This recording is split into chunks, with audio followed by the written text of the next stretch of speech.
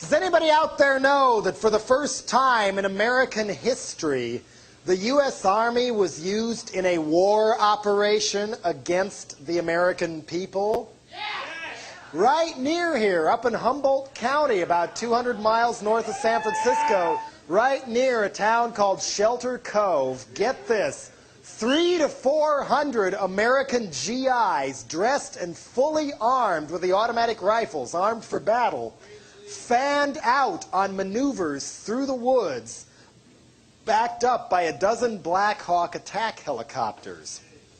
The mountain people up there were frightened out of their wits. They thought there was a war going on, especially the ones who had soldiers kicking in the doors to their cabins and putting guns to their heads in front of their children. Why? Who was the enemy in this war? Not the communists, not Saddam Hussein, not Earth First or even the Spotted Owl. No. The enemy. They called out the army to put down, secretly so as few people outside of Humboldt would get alarmed as possible. It wasn't even a person or an army or a terrorist group, it was a plant. The marijuana plant. And they actually did find a few for the GIs to pull up, and then they had to fly in more from the government stash so the pile would look big enough when they lit the bonfire for the network TV news cameras so they could say, yes, another triumph in the drug war. Drug war. War. The American army sent to war against the American people. And we're supposed to feel relieved and secure and protected. Protected from what? A lot of people with more guts than I'll ever have risked their life and limb all last summer at the Earth First Redwood Summer action up in Humboldt County. They were chaining themselves to redwoods that were 3 times wider than they were spread-eagled. They were 800 years old as the saws buzzed right over their heads. They stood in the dirt as the bulldozers charged them and stopped right at their toes. Or people waved clubs at them, charged them with logging trucks, shotguns, you name it. All to try and save some of the last unspoiled virgin forest we have left anywhere in this country from being chopped down and made into toilet paper, TV guides, and the Weekly World News. On the other side, the loggers saying, what about our jobs? What about our families? What about our lives? You needed wood and cardboard to make those protest signs. We need fuel. We need paper. It's almost gone. Where are we going to get more? The answer for centuries has been right under our nose. Grow more pot.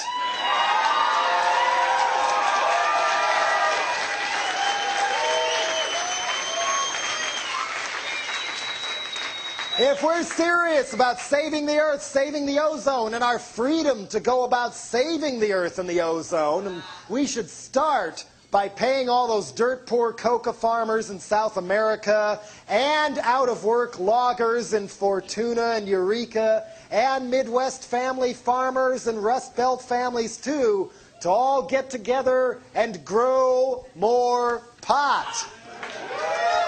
Why? Get ready for this.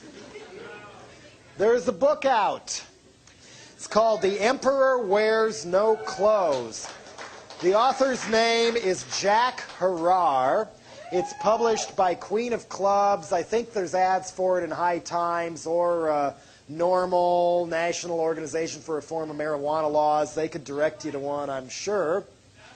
And in this book, among other places, it is written, before the 20th century, the marijuana plant provided almost all the world's paper, all the world's clothing and textiles, and almost all the world's rope.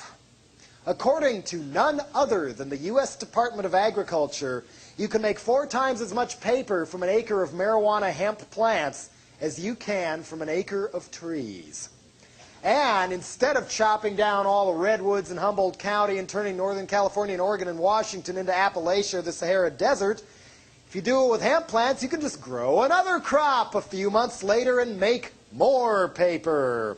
at 1/4 the cost of making paper from wood pulp and only 1/5 the pollution. The ancient Romans knew this and grew it. Henry VIII made each farmer in Old England grow their share, because they knew if you want the strongest natural fiber there is, you all got to do your part for the king and grow more pot. And we did, too. Guess what Levi jeans were originally made out of? And guess what American flags used to be made out of?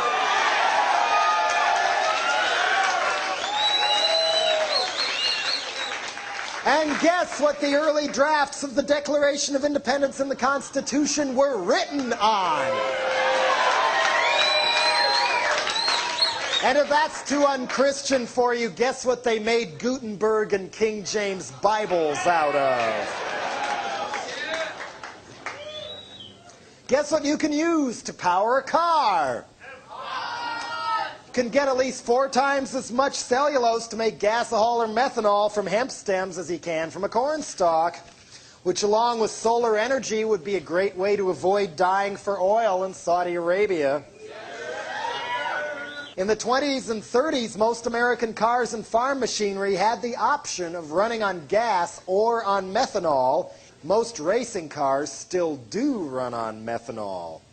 And George Washington and Thomas Jefferson grew cannabis on their plantations and smoked it, too. In the 1760s, in the American colonies, you could even be jailed for not growing pot, because that was part of the key to become economically independent from Britain. Hemp was legal tender in America, a substitute for money, from 1630 clear up until the early 1800s. And hemp seeds are a great source of protein, better than soybeans, and it's cheaper than soybeans too. Or so says the U.S. Department of Agriculture. Marijuana is legal for medical use in 34 states. Used to treat glaucoma and pain caused by cancer. You can digest more protein out of a hemp seed than a soybean seed. It's even shown some signs of being able to combat herpes. And guess what kind of a parachute Mr. Drug War Junta Man himself, George Bush, used when he bailed out of that bomber in World War II. Hemp was illegal by then, but farmers were briefly ordered to grow it again in this country for the war effort and all, and the U.S. Army had their own stash all along in the colonies and the Philippines. So, how did everything get turned around so damn bad? Doesn't it strike you as a little dumb that we burn oil and choke ourselves and chop down all our trees and ruin innocent people's lives by branding them criminals and throwing them in jails or sending them off to drug camps or taking all their property and selling it before they're brought to trial, in the process making crack and heroin cheaper and easier to get than pot? Why do we do this when we don't have to? Meanwhile, the police chief of L.A., Daryl Gates, gets front-page approval for telling a U.S. Senate committee that pot smokers should be shot on sight. Because smoking pot is treason, because after all, it's illegal. Why was marijuana cracked down on? And why was it done so violently? Well, ready?